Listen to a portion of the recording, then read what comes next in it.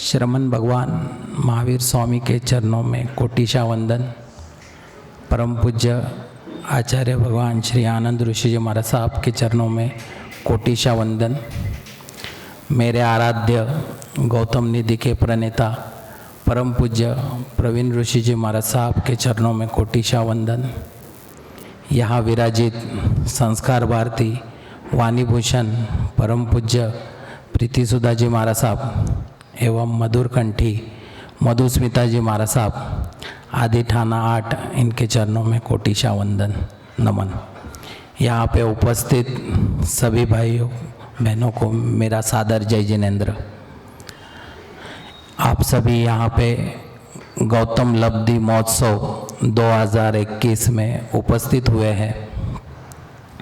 गौतम लब्धि महोत्सव ये हम सभी के लिए एक गौरव की बात है और इसे हम उतने ही हर्ष और उल्लास से मनाते हैं।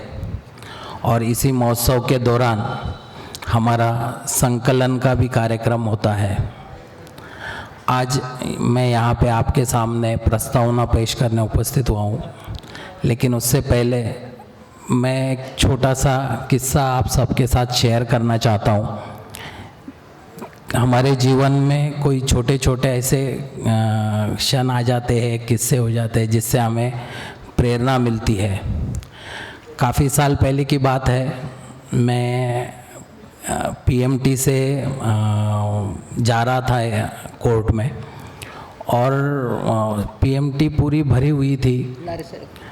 मैं बस में चढ़ा, मेरे साथ ही एक लेबर वर्क करने वाला, उसके कपड़ों से प्रतीत हो रहा था कि ये बंदा लेबर वर्क कर रहा है और काफ़ी मेहनत करके थका हुआ अपने घर जाने के लिए बस में चढ़ा हुआ है। और हम दोनों बस में साथ में ही चढ़े। जैसे ही देखा तो बस पूरी भरी हुई थी। वहाँ पे एक अगला स्टॉप आया और एक सीट खाली हुआ। जैसे ही सीट खाली हुआ, मैं भी थका हुआ था पूरे दिन के इससे, तो मुझे भी सीट पकड़नी थी। मेरे आगे वो लेबर थे जो सीट पकड़ने के लिए, मुझे लगा कि वो भी सीट पकड़ने की कोशिश करेंगे, लेकिन उन्होंने मुझे बड़े प्यार से कहा कि आप बैठ जाओ। और मैं थका हुआ था इसलिए मैं बैठ गया। थोड़ी देर बाद मेरे बाजू वाली सीट खाली हुई। वहाँ पे और एक व्यक्ति आया और उस जो वो लेबर थे उन्होंने कहा कि आप उस पे बैठ जाओ। ऐसा 2-3 बार हुआ कि वो बंदा सबको बोलता था कि ठीक है आप बैठ जाओ। मैंने उनकी तरफ देखा तो पूरा पसीने से लथपथ था, काफ़ी थका हुआ दिख रहा था।